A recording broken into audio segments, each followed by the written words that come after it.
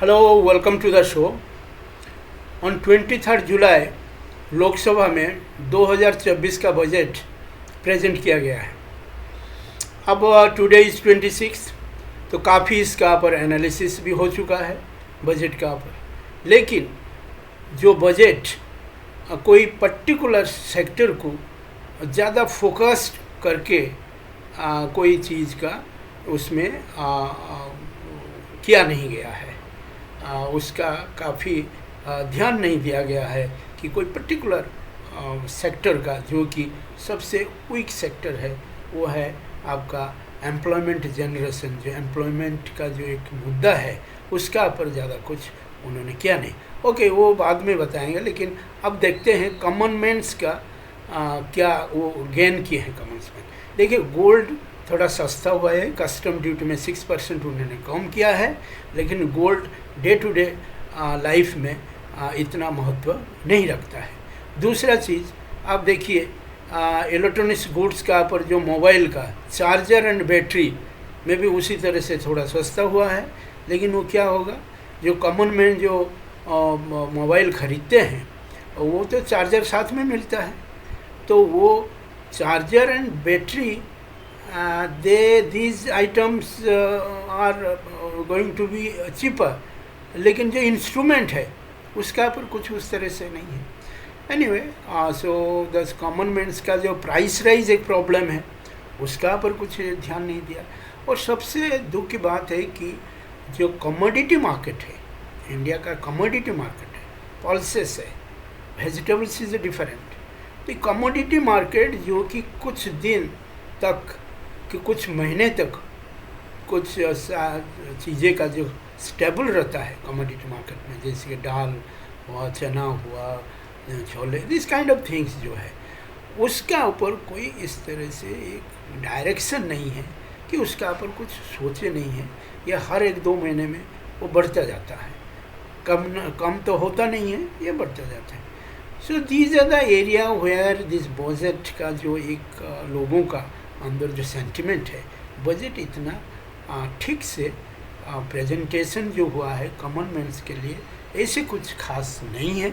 लेकिन 2 लोगों के लिए हुई बड़ा खास है, एक है नीतीश कुमार और दूसरा है आपका चंद्रबाबू नायडू, जिनका सहारे एंड देयर सपोर्ट जो गवर्नमेंट आज चल रहा है उन्हीं को ज़्यादा ध्यान दिया गया है। नंबर 1 चंद्रबाबू नायडू, इनको 50,000 करोड़ उन्होंने तो दिया है उनका कैपिटल डेवलप करने के लिए। लेकिन जो और सारे चीज़ जो इंफ्रास्ट्रक्चर और जो प्रोजेक्ट चल ही रहा है, जैसे विशाखापट्टनम कॉरिडोर, इस तरह के लिए उनको काफ़ी चीज़ें उनको जो फंड है काफ़ी प्रोजेक्ट्स में एलोकेट किया गया।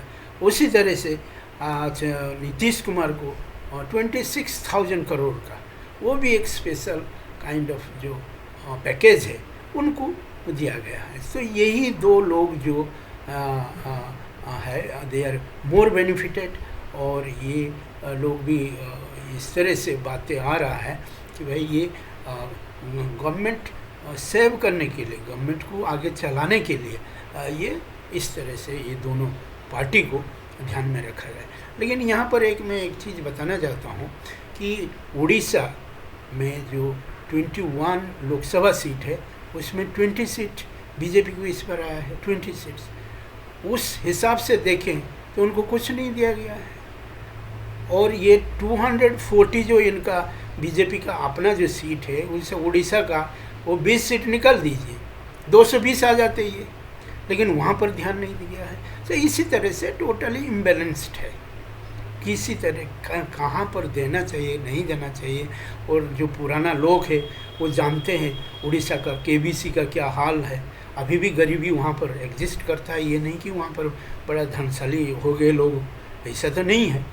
वो बिल्कुल नेगलेक्टेड।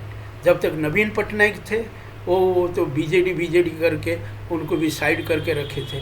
अब जैसे बीजेपी आ गई है उनका भी उसी तरह से हाल है, क्योंकि वहाँ पर कोई बोलने वाला लोग नहीं है। वो हमारा एमपी जो उड़ीसा का है वो भी थोड़ा अलग हिसाब के एक नया कोई प्लानट से वो आते हैं, वो कोई चीज़ प्रॉपरली रख नहीं पाते, उनका यही है। और देखिए मिनिस्ट्री भी देखिए, वही धर्मेंद्र प्रधान है, ज्वेल हराम है, और एक हमारा जो रेल मिनिस्टर जो बने हैं वो तो बेचारा आए से तो उड़ीसा कैडर का है, और तो कुछ है नहीं उसमें। This is the scenario of the Orissa. जैसे कि मैं बिलोंग करता हूँ उड़ीसा, इसलिए मैंने ये चीज़ को थोड़ा स्टडी करता हूँ। लोगों का बड़ा गुस्सा है ये बजट का, जो उन्होंने कुछ उस तरह से एलोकेशन नहीं हुआ है।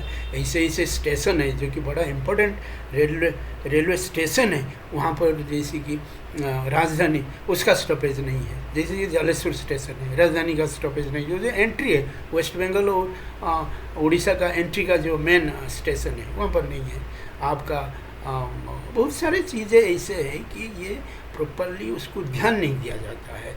ओनली थिंग इज़ दैट कैसे ये गवर्नमेंट आगे चले, उस हिसाब से जहाँ जिनको सेटिस्फाई कर सकते हैं उसी तरह से ये बजट का ये हुआ है। लेकिन उसमें कुछ टेक्निकल चीज़ें कि टेक्निकल जो होना है, जैसे कि देखिए इतना बड़ा स्टेट में सिर्फ इतने चीज़ें का सिर्फ उसका नेगेटिव पॉइंट नहीं है, कुछ पॉजिटिव पॉइंट इसमें है, लेकिन जहाँ पर मिसिंग है वो मैं थोड़ा पॉइंट आउट करना चाहता हूँ। जैसे कि आप देखिए 3 sector, employment, agriculture and education, ये 3 सेक्टर है जो मेन बड़ा सेक्टर है। पहले एम्प्लॉयमेंट का लेते हैं। एम्प्लॉयमेंट में क्या है, जो एग्जिस्टिंग वैकेंसी है सेंट्रल गवर्नमेंट में, I am talking about the central government, like railways, like PNT, like आपका जितना रोड ट्रांसपोर्टेशन, जहाँ जहाँ पर आपका जो मिनिस्ट्री, हर मिनिस्ट्री का जो कोटा है, आई मीन द जो अभी तक फिलअप नहीं हुआ, वो करीबन जो इलेक्शन टाइम में बोल रहे थे 10 लाख तो सीटी में पड़ा हुआ है, मतलब वैकेंट है, उसको फिलअप करने के लिए ये जो है फर्स्ट इसमें एक बजट में प्रेजेंटेशन होना चाहिए था कि ये कितने लोगों को ये एम्प्लॉयमेंट विद इन 6 मंथ और 1 ईयर इनको दिया जा रहा है। ये नंबर 1 है। दूसरा बात है एम्प्लॉयमेंट जनरेशन का एक मिनिस्ट्री कम से कम बनना चाहिए। एम्प्लॉयमेंट जनरेशन ये लेबर मिनिस्ट्री के साथ वो इसको जोड़ देते हैं, एम्प्लॉयमेंट एंड लेबर मिनिस्ट्री के साथ जोड़ के इसको बस चलता रहता है। लेबर का अलग प्रॉब्लम है, लेबर कमीशन, लेबर का law, labour international ILO international level law, ये सब चीज़ में उलझे रहते हैं। लेकिन एम्प्लॉयमेंट जो स्पेसिफिक एम्प्लॉयमेंट जनरेशन के लिए कोई मिनिस्ट्री नहीं, ये एक अलग होना चाहिए। और एम्प्लॉयमेंट क्रिएशन के लिए हमारे पास आप देखिए एग्रीकल्चर बेस्ड कंट्री है, उसमें आप देखिए कमोडिटीज़ का ऊपर कोई इस तरह से ध्यान नहीं दिया जाता है। प्रॉपर कमोडिटीज़ का आप ध्यान दें, इसी का ऊपर भी गवर्नमेंट का बहुत सारा काइंड ऑफ PSU की गवर्नमेंट एडेड PSU आप जो बोलते हैं वो आप खोलेंगे, और जो विलेज लेवल में, पंचायत लेवल में ये जो लोकल चीज़ें को लेके मार्केटिंग करना, उस तरह से हिसाब से में एम्प्लॉयमेंट बहुत कुछ जनरेट हो सकता है। दूसरा बात है क्या है कि MSME सेक्टर का एम्प्लॉयमेंट बहुत सारा हो सकता है। MSME का जो प्रोडक्ट है वो कैसे लोकली वहीं पर डिस्पर्स हो सकता है। एक प्रोक्योरमेंट पॉलिसी है MSME का, प्रोक्योरमेंट पॉलिसी में 20% हमको कंपलसरी खरीदना है, ये करना है। कौन खरीदता है? वो रेलवे खरीदेंगे, ज़्यादा से ज़्यादा फैब्रिकेशन हो कुछ है वो रेलवे खरीदते हैं, वो डिफेंस खरीदते हैं, इस तरह से। लेकिन ये प्रॉपर पुश होना चाहिए, ये लोकल जो पंचायत लेवल में भी, स्टेट लेवल में ये सब चीज़ को प्रोत्साहन करके उसमें करेंगे, वहाँ से आपका एम्प्लॉयमेंट जनरेशन होता है। अच्छा, अब जो बजट में जो इन्होंने दिया है एक इंटर्नशिप का 5000 दिया जाएगा, 4000 जो कैंडिडेट है ये हर साल लेंगे, और 500 कंपनीज इनको ट्रेंड करेंगे। आप मुझे बताइए ये जो फंड है कंपनी का CSR फंड से वो पेमेंट करेंगे। CSR का ऐसे था, आप जानते हैं, जो 2-3% है नेट प्रॉफिट का, वो गवर्नमेंट को कंट्रीब्यूट हुआ जाता था कि जो गवर्नमेंट प्रोजेक्ट है उसके साथ मिल के काम करना, जैसे हेल्थ का और एजुकेशन का। अब इन्होंने ये इंटर्नशिप के साथ जोड़ दिया है। जिस कंपनी में कोई इंटर्नशिप का ज़रूरत है ही नहीं है वो क्या करेंगे? आप इंटर्न किसी को मतलब जो करने के लिए और ज़बरदस्ती वो लेना पड़ेगा।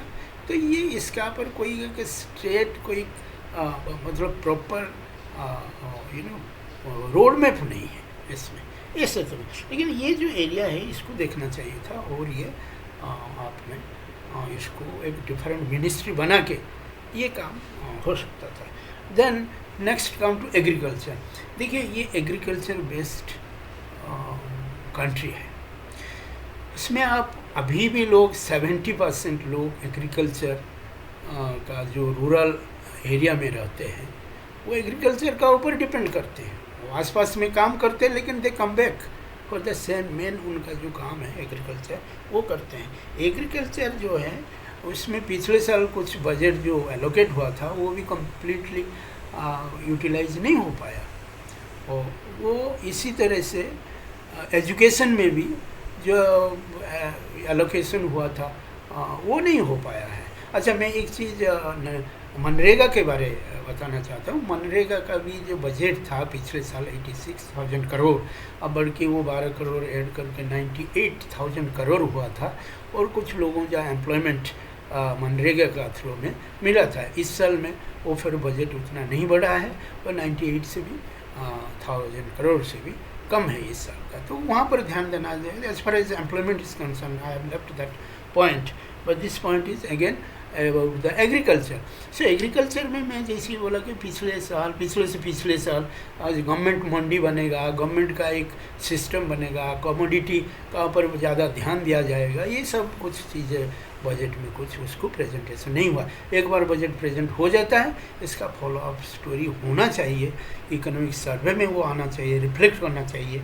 उस तरह से कुछ रिफ्लेक्शंस नहीं है।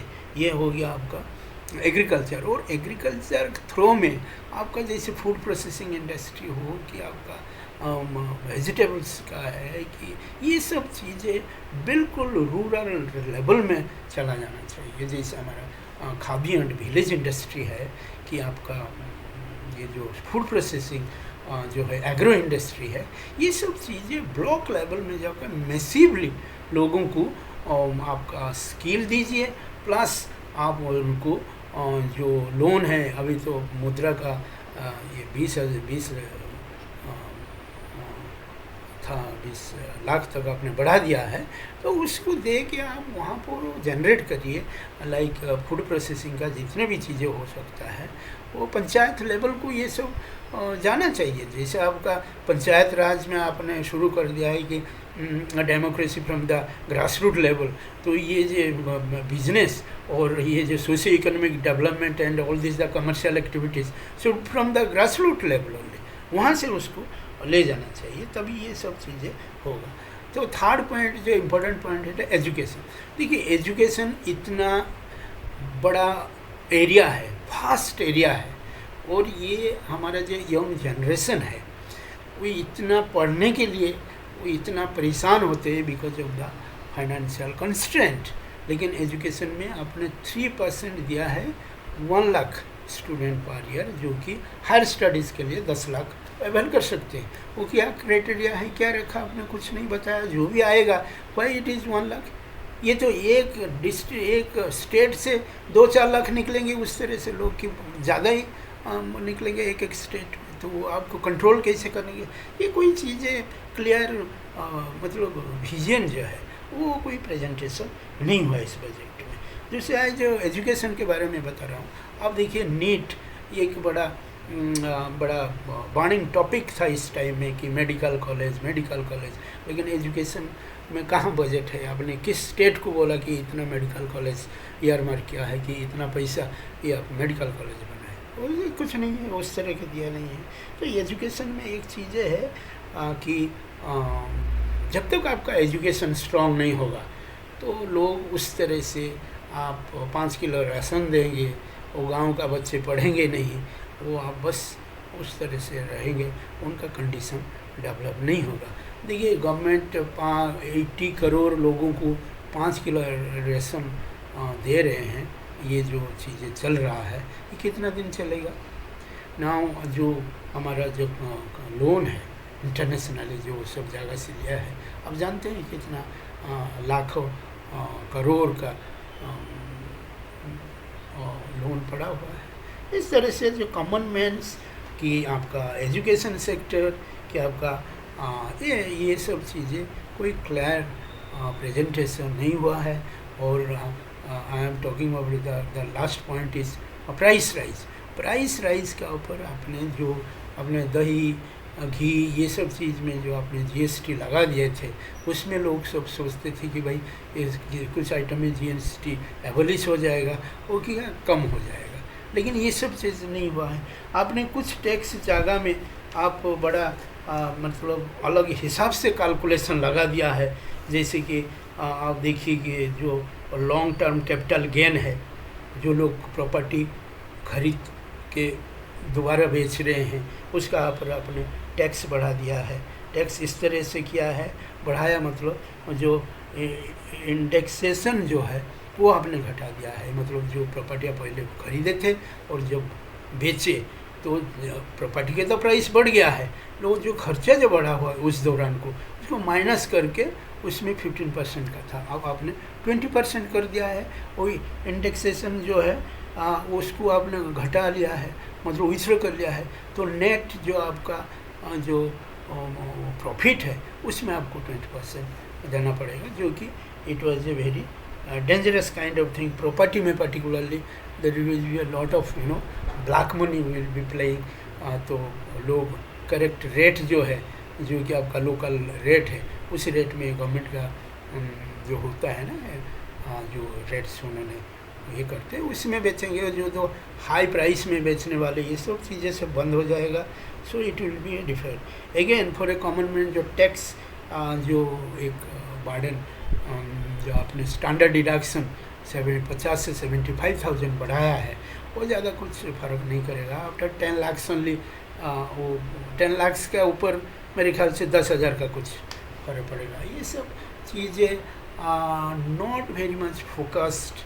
और 2-3 सेक्टर को हर बजट में आपने एक दो सेक्टर को फोकस करेंगे तभी ये कुछ बन पाएगा, अदरवाइज उसी तरह से। और आपका देखिए प्राइवेटाइजेशन में आपने कितना एयरपोर्ट आपने सब प्राइवेटाइज कर दिया है, पर्टिकुलरली अदानी को चला गया है इतना 50 साल। तो ये सब चीज़ें में ध्यान देना पड़ेगा। एंड ये बजट जो है दोनों स्टेट जो है बिहार और Andhra Pradesh, they have received a very good support from central budget, but other states इतना नहीं हुआ है। यूपी का भी एक बहुत बड़ा जो बीजेपी गवर्नमेंट का है, लेकिन इतना कुछ खास उन्होंने किया नहीं है। और एज यूजुअल जो इंफ्रास्ट्रक्चर का चलता रहता है, आप देखिए National Highway Authority and all these are, that is going on. These are the all permanent kind of things going on. लेकिन प्राइस राइज के ऊपर ध्यान देना चाहिए था, कुछ टैक्स उसमें कटल करना चाहिए था। कमोडिटी मार्केट में जो पल्सेस में उसमें कम करना था। These are the area people looking at. And the last जो पेट्रोल डीजल ये जीएसटी का एम्बिट में क्यों नहीं आ रहा है, ये एक क्वेश्चन है इस बजट में। And think of it, common man किस तरह से इससे बेनिफिटेड है, ये है टोटल जो एक प्रेजेंटेशन था, analysis from my side. Thank you for watching this video.